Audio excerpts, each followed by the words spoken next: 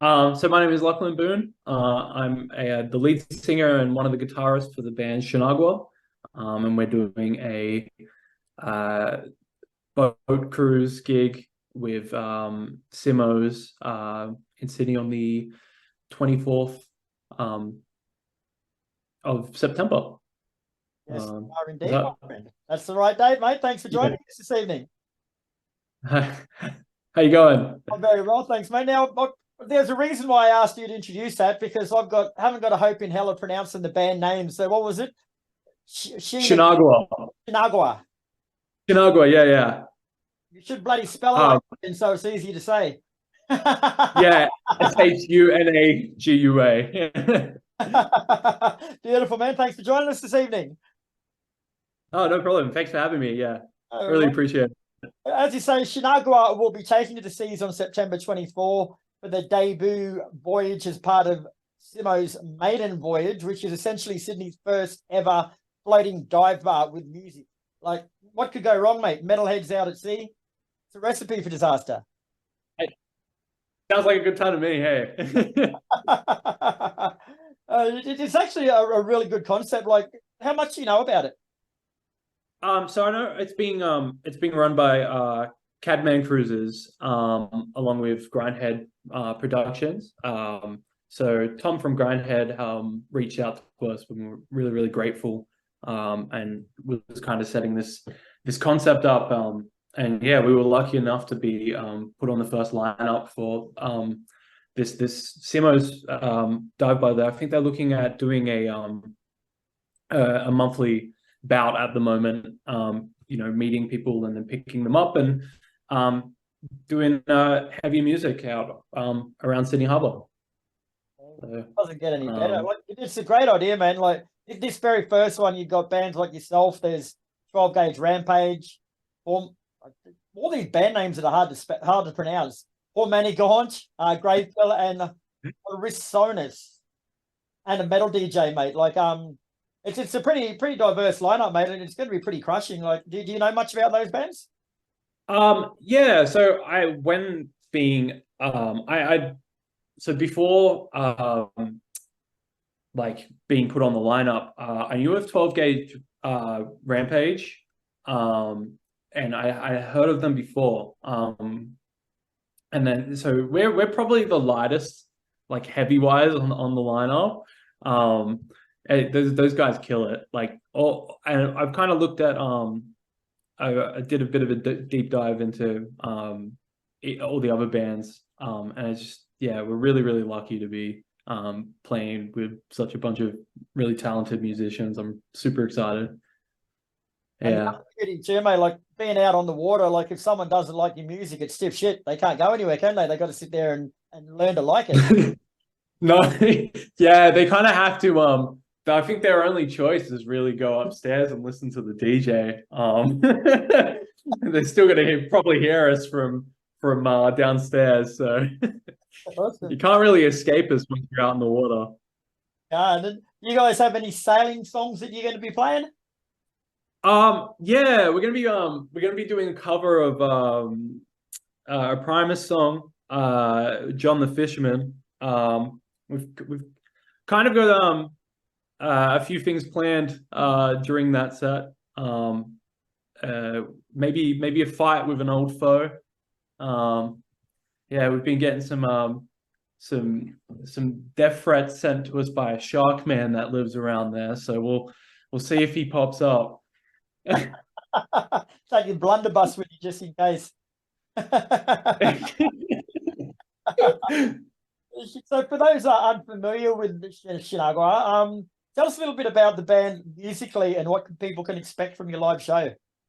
Yeah, so Shinagua musically is very diverse. It's kind of the way it's been written. It's very it bends genres a lot. We'll go from something that's really bluesy and jazzy to something that kind of delves into more prog rock metal, and everything a little bit in between. Yeah, it's that's kind of where we sit is we have some of those heavier elements, but because of the concept, we tend to kind of shift the mood and genre to kind of fit in with that story, that overarching narrative. So it gives us a lot to kind of explore. So yeah, expect us live where we're kind of a mixed bag. That's never a bad thing. So you mentioned the concept, mate. Like I could try and explain it, but after reading through it, it seems like it's actually pretty intense and pretty in depth, mate. So your songs are all based around the conceptually written narrative. So can you explain in a bit greater detail what that is? Yeah, of course. So each album that we have planned will follow like act as a chapter within the overarching story. First, starting with our main character, Pele Wilt, and he is preparing on his home planet, Tophet, to fight the apocalypse when the Shu-Nagua return. And then it will kind of pick up from there. In the first album, he realizes, he comes to the realization he's a character within an album and he's trying to escape. And so that's kind of where, that's all I will really give with the first album plot. But basically, each album will kind of follow his story for the next arc. Because it's conceptually based, bro, like you have to actually write the songs in chronological order of what's happening, or can you sort of write over the whole story arc and pull it back together later? So the way I've written the albums is the way I write the album is so you can listen to the songs individually. It's just like as normal music and just kind of enjoy the songs for what they are. Or you can listen to them as a whole kind of experience and start from start to finish and get kind of a rock opera explaining, going, you kind of get to dip into the narrative a bit more. So that's the kind of the plan is like you don't need to follow along with the narrative to enjoy the music, but it's an extra thing there for people to deep dive into if they want to in future. And how about when you play live? Like, do you have to play your songs in chronological order too, or do they sound all right? Just Yeah, live we just kind of play whatever in whatever order. Yeah, they don't, the songs don't really need to be played like back to back to be able to enjoy them because they do stand on their own as just and serve as just normal songs. But yeah, definitely to get that full experience when we release is definitely the plan. you've also got a band mascot named Shu-Nagua that joins you on stage for live shows, mate. So describe him and his part in life. What's he doing there? So the Shu-Nagua that we have on stage, he kind of just rocked up one day. And so we took him in and thought, hey, look, we'll get a gimmick out of it. He doesn't talk a whole lot. And yeah, we thought, the band and I kind of talked about it and we're like, well, we can use this alien to kind of give us an edge, So we kept him around and we feed him via merch sales. So all the money we earn from merch sales, we put into a little like piggy bank to get him a feed every now and then.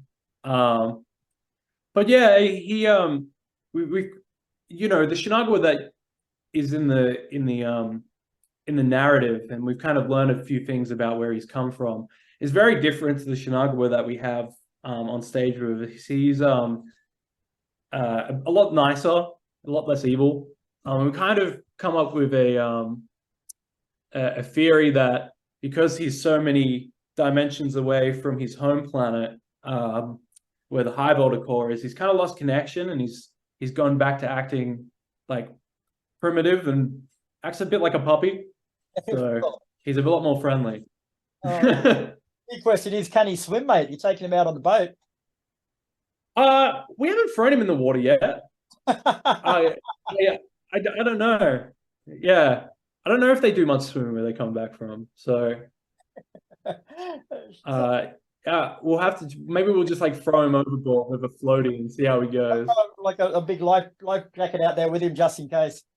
So is everybody in the band on the same page when it comes to exploring like this character-driven landscape, or do you sort of butt heads sometimes what direction it should go?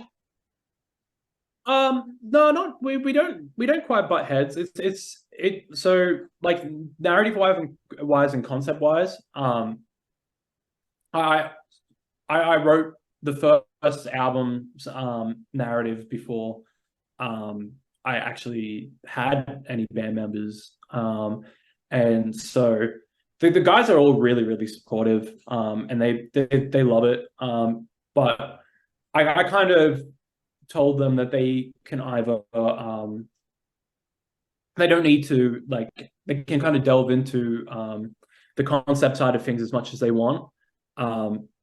Like I don't mind letting them in to help write, but at the moment, like the concept is predominantly written by me. I've kind of got a skeleton for the next 3 to 4 albums worth. So the plot is basically all there. I know where it's going and gonna end up. Yeah, but the guys are all really great about it, and just super supportive, and making that that narrative vision come true. And the good thing is like the concept is, because of the way it is, it really lends itself to the music, and you can really kind of take it in whatever direction that you want to. Like and I think that's why we get to do all this genre bending, because like the emotion of these characters come through not only in the lyrics but in the music itself. So I believe you've got long-term plans to turn it into a multimedia project as well, mate. Like, how are you going to do that? Yeah. So with the plan is, with the first album, we are going to release a tie-in novella, kind of focusing around one of the other characters that is in the first story. Her name's Matilda Graves. So she's kind of like a warlock of the Shu-Nagua. She's a bit more of an evil character. It's a bit more sinister story. But yeah, we want to reach out with just like the band being the nucleus, and then planning on having lots of stage theatrics. We're planning on really working on our stage performance, and having that really fun, enjoyable like going out stage experience. But then bringing it back when people go back home, they can delve into the concept, and it's kind of got more of a serious tone. But yeah, we're gonna kind of slowly reach out, and I have plans that I want to do things like novels, and comics, animation and such as well in the future. Just yeah, experimenting going down that route. So, do you got any other shows coming up aside from Simo's Maiden Voyage? Yeah, we have a show supporting the Witching Hour, celebrating their 1 million streams on Spotify, at La La La's in Wollongong. So that's on October 21st, the Saturday, October 21st. And yeah, that's the other show that we have at the moment. That's all we kind of got lined up at so far. Yeah. Very cool. All right then, Lachlan. Well, thanks very much for your time, mate. It's been a pleasure speaking with you. It sounds like a very interesting thing you got going on there, bro. But Shu-Nagua is playing. Thank you so much. No worries, man. You'll be playing on Simo's Maiden Voyage on September 24th, sailing along Sydney Harbour, mate. So it sounds like a blast. If I can get down there, I'll come down and sail the seven seas with you. Yeah, that'd be great. Yeah, it's going to be a really, really good day out. So totally recommend coming along.